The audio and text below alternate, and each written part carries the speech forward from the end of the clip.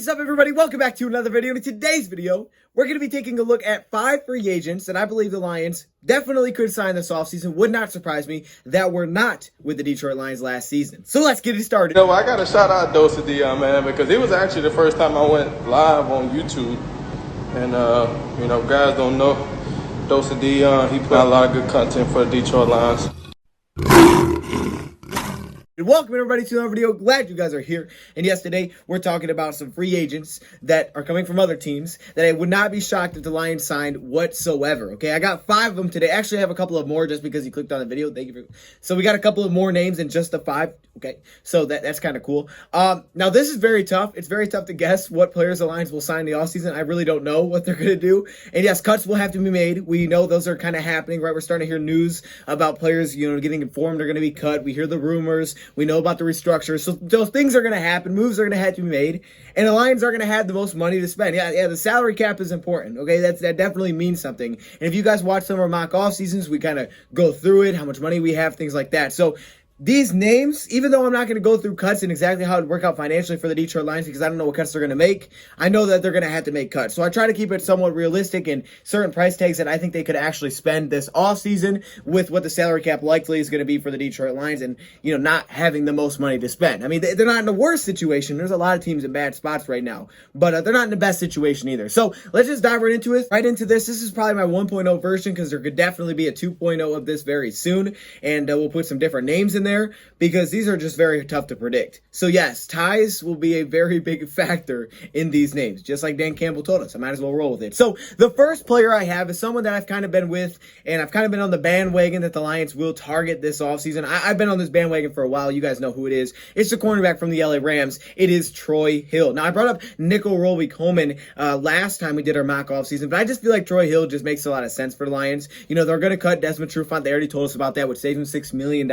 I think Troy Hill just makes a lot of sense for the Lions. He has connections with Aubrey Pleasant, who is now our secondary coach. So boom, there's your connection. He's 29 years old, 5'11", 180 pounds. And the thing is, Troy Hill to me would kind of be like our Desmond Trufant signing. Now the Lions need depth at cornerback, and I don't expect them to, you know, go out there and spend tons of money to fill out the cornerback position because they just don't have it. However, I think the biggest name cornerback that they could sign could be a guy like Troy Hill, where he's projected by Pro Football Focus to get a 2-year, $10.5 million deal in total, which basically means $5.25 million a year, which is less than the amount that you saved from the Desmond Trufant cut for this season. So it's possible. It's definitely reasonable that the Lions could look to sign a guy like this. But what I like about it is obviously the ties. He's not super old, but the thing is here is that when we signed Trufant, you know, he was struggling a little bit recently. Troy Hill really hasn't been struggling. I mean, Troy Hill's been really good. He's found the field a lot. I mean, he doesn't really miss a lot of time, so he's been pretty reliable. Last season, he didn't miss a single game. In the last 3 years, he's only missed 2 games. So he's a very reliable player that's also versatile, a player that you could bump in a slot. You can play him there and he can hold his own, or you can put him outside and he can hold his own there as well. So for the Lions, who need depth, have some younger corners right now, they could be drafting some corners to have a vet, you know, presence in that room that can play both slot and outside, depending on what the Lions need at the time, especially if they cut Justin Coleman. I think Troy Hill makes a lot of sense. Now, they cut Coleman, Nickell Robey-Coleman can definitely come into play because then you just need a straight up slot, but I know that he can play both for me, so I'm a little bit more confident with this signing. But you look at his numbers the last 3 seasons, they've been really strong. Last year, 89.8 passer rating allowed. Year before that, 61.3 passer rating allowed. In the last 3 seasons, he has a combined 7 interceptions. Now, the completion percentage was a little bit higher last year at 70%, but it was less than 10 yards per completion. He has some really good numbers. Pretty darn good tackler. 77 tackles to only 9 missed last season. Overall, man, he's just a good player. He's a good player that's versatile, that has connections, and he's not super expensive, at least if he's getting what PFF projects here. So I think that makes a lot of sense for Lions to get some depth, also get someone that they're familiar with in the back end. As with Troy Hill, I think what he impressed me most with last season is obviously he played a lot of zone, so that's great that he has presence to do that and a versatility, but I think it reflects in his numbers, his tackling. And he just showed the willingness and mindset that, hey, I'm going to go tackle. You know, I'm only 180 pounds, but that's not going to slow me down from trying to make tackle. Am I going to knock someone out? No, but I'm going to be tackle. You know, I'll get in the box. I mean, I think it's a mindset thing, and it definitely kind of shows the character of a player. Down to the line of scrimmage and take on a 220-pound Leonard Fournette and make that tackle. Even though he didn't lay him out, right? He's taking that on. There's no second guessing it. He's making that hit. As much as I hate to say it, last season, and this could have been from the coaching part first, we saw players near the end of the season kind of not tackling. They were just kind of like, I'm not making the hit. Nope. Like that's not how you play football. All right. And the Lions, if they can get a leader like that, I love it. And that moves us on to the second player we have here, and this one is Tyrod Taylor.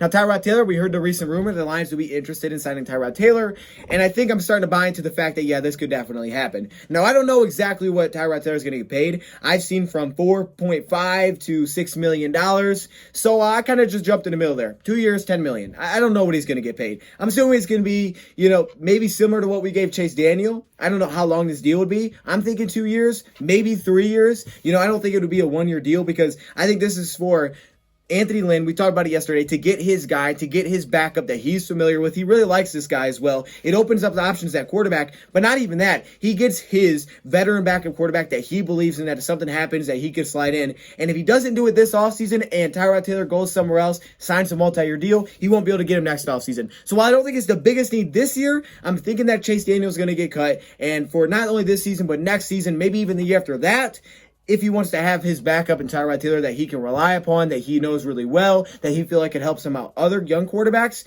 then I think this is the time to do it because he's going to be an available free agent. Spent time with Anthony Lynn twice, both in Buffalo and with the LA Chargers. He's put up some solid stats. He's very mobile as a quarterback, and I think he fits exactly what you see the scheme is probably going to look like offensively for the Detroit Lions because, of course, he was with Anthony Lynn, and it fits what Jared Goff does well. I mean, there's a lot of things that work here. I just think there's a lot of similarities in play style here, so I think it'd be a really nice fit for the Lions with Tyrod Taylor, and I just kind of see it happening. Like I said, I don't think it's the biggest need this season, but I just see it happening. I think Chase Daniel gets cut. He wants to go get his bet back up. Maybe this guy takes even less money, but I'm going to go with Tyrod Taylor.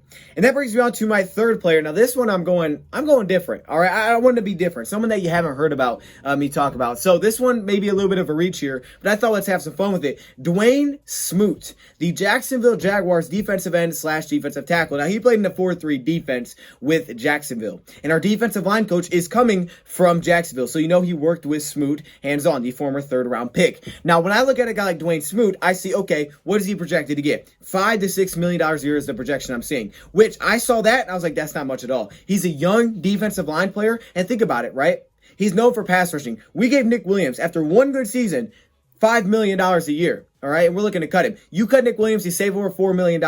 I think, maybe a little bit more goes to Smoot here, but it's kind of like a return player. Now, if Romeo's gone, I think it definitely becomes a solid option because if Romeo's gone, he can fill in at least for now. I don't think he's Romeo level, but even with Romeo back, I think he's someone Lions could consider. Now, I know it's not a perfect fit, but he could play defensive tackle as well with his size. He could be a player that can kind of rotate in and out. Plus, think about it like this, okay? Trey Flowers. What were we told by Aaron Glenn? Oh, Trey Flowers can bump inside, right? He can go play the 3 technique. So that tells me, all right, if you bumps inside, I can put Smoot on the outside. Lions want guys that can get after the quarterback. That's why they signed Nick Williams. Didn't really work out that well. Smoot last season was awesome. Smoot had over 30 pressures. He put up a good amount of sacks. The last 2 seasons, he put up solid amount of sacks. He's grading out pretty well in terms of PFF and getting after the quarterback. Not the best run defender, but for his price, if that's where it is, for a versatile defensive lineman that can get after the quarterback, give you another pressure guy. I just think if you're going to cut Nick Williams, to have someone back here, he's a little bit smaller, especially if the Lions look to go to a 4-3 defense. I think he fits really well. Now, if we stay in a 3-4 defense, I think it's less of a fit. If we're using a nose tackle, because, I'm passing down so he can get out there, but it may not make as much sense. But if we play a 4-3 more often next season, I think this could make some sense for the Detroit Lions. There's Smoot in here kind of as a curveball, like possible, like this would be a surprising move, but just don't sleep on it. And these are going to depend on 2 things. Number one, how does he fit in the scheme? Because if we go to a 4-3 and we play some 4 defensive lineman sets, I think it could work. But I think it's going to be important to see Trey Flowers be bumped inside so he can play outside. I also think that we've seen him play inside, just not a ton. He doesn't play on all early downs. But the biggest factor to me is the price. If the price point is around $5 million a season, it probably makes sense because that's a fair money, I think, to pay for a guy that can rotate in and out but can get after the quarterback. Pass rushers don't come cheap in the league, and the Lions they want more pressure guys, right? So if I can put Trey Flowers inside and put this guy outside, injuries are going to happen. We saw last season, our defense line didn't even get to play together healthy one time, right? I mean, it didn't even happen once. I can play him on the defensive end spot, right? I can play him on the outside where he usually plays, but I can push him to the inside too. We've seen that as well because he put on some size.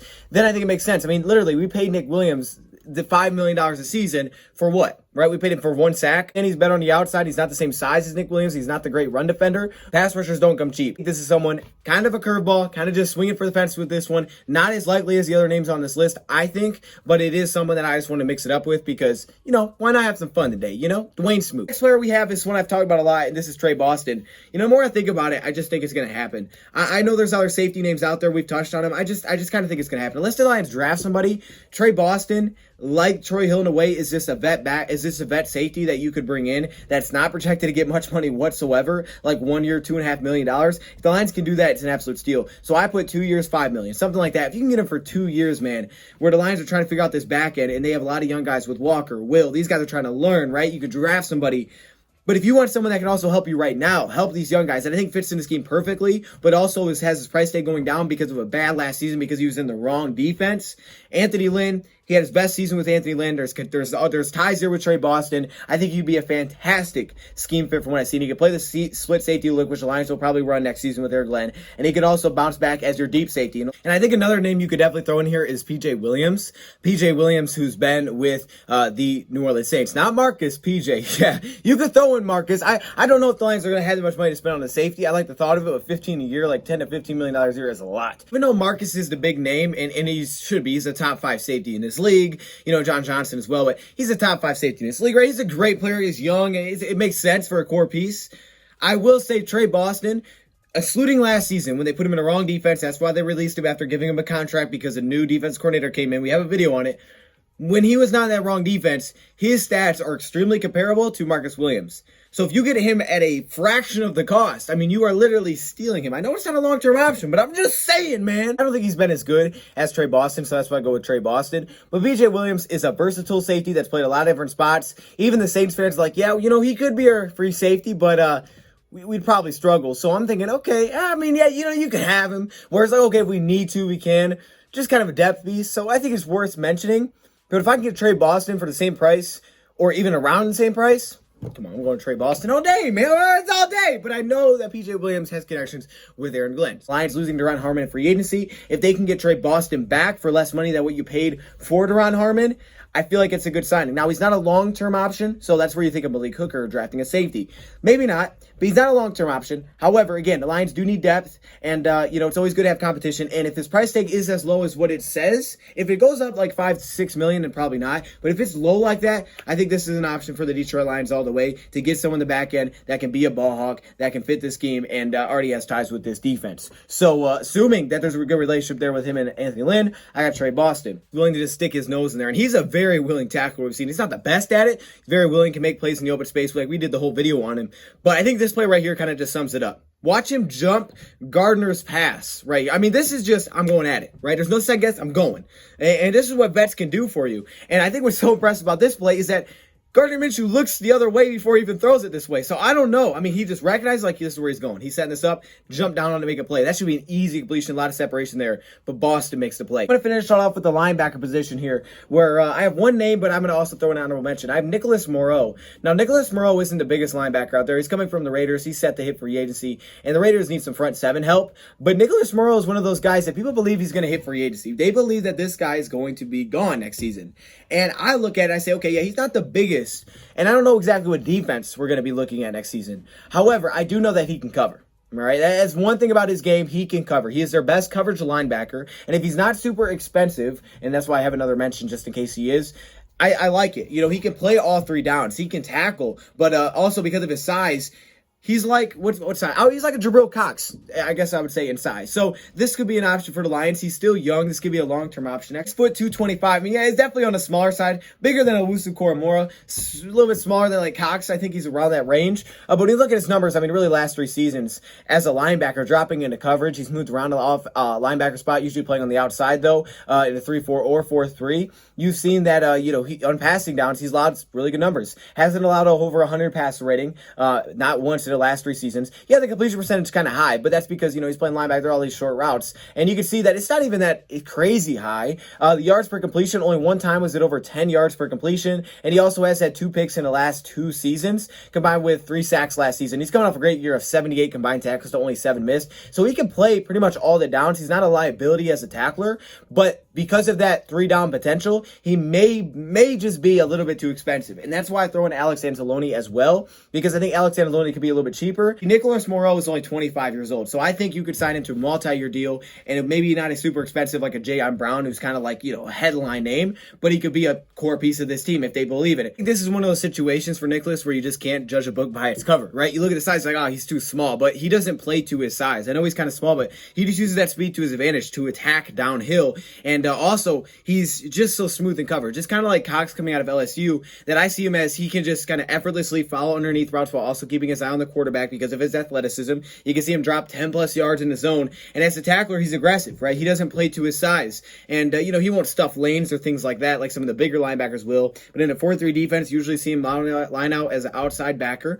Sometimes they even put him inside, with someone else. And they go to that, look where they have 4 linebackers on the field, they can put him inside. So he can kind of bounce around. And for his size, he just doesn't play to it. He just plays a lot more physical. He doesn't even look that size on the field. He doesn't look like he's 220, 30 pounds on the field. He looks a lot bigger than what he really is because he's so, vicious as a tackler this past season. And again, he's just so effortless and smooth in coverage that I feel like, pair him with Jamie Collins. A lot of question marks at linebacker. This could be someone that's not really a question mark because he's so young. Now, it's not his direct ties here with Nicholas Morrow. That's the only issue. But Alex Anzalone has ties. Yeah, 6'3", 241, a little bit bigger, has ties. Of course, he was with Aaron Glenn. Now, Aaron Glenn was working with the secondary, but he was with him, and Alex Anzalone is coming off of maybe not his best season in coverage, the highest pass rating he's allowed last 3 years at 118. Years before that, 84, 84.6. He's a pretty good tackler. He's just not the best as a run defender. He just doesn't have a huge run defender impact right now. Now, he could play as an inside linebacker, as a middle linebacker, so because of his size, that he could do that depending on what defense. I think he's, again, a little bit of scheme versatile here because of his speed, but I think what the Lions need is any guys that can cover. I mean, they got guys that I think can, stop the run. Even if they bring Jared Davis back, I think Tavai can stop the run, right? Those are solid tacklers, but they need guys that I think can help in coverage, and I think Alex Anzalone may be pretty darn cheap just because of the fact that he's not looked at as a great run defender, but he can cover, and the Lions need that. He has ties. He's still young. This could be a cheaper option than Nicholas Morrow. That could be, now, I wouldn't even call him a 3-down backer at this point, but it's just something that the Lions need. And it's something that if Aaron Glenn, maybe he gets back with him, maybe he takes less to come here, maybe he wants to play with Aaron Glenn, maybe Aaron Glenn can get the best out of him. But I think that's a very legitimate option for the Detroit Lions. I also had some other names like Mingo from the Chicago Bears. He's a edge/linebacker. I thought about that for Christian Jones, but he's just a little bit too small. And yeah, I didn't want to go with it. I know there's some top safety options like John Johnson, like Marcus Williams. They're just kind of expensive. Maybe that'll be in our 2.0 version when we get some other names. Josh Reynolds on here, but I didn't go with Josh Reynolds because I was thinking, okay, Terrell Williams. Reynolds is a little bit bigger. He's more of an outside threat, so I was thinking slot. Adam Humphries, possibly. He was at Tampa Bay, but he wasn't there when Antonio Randall L was. So I was like, maybe not.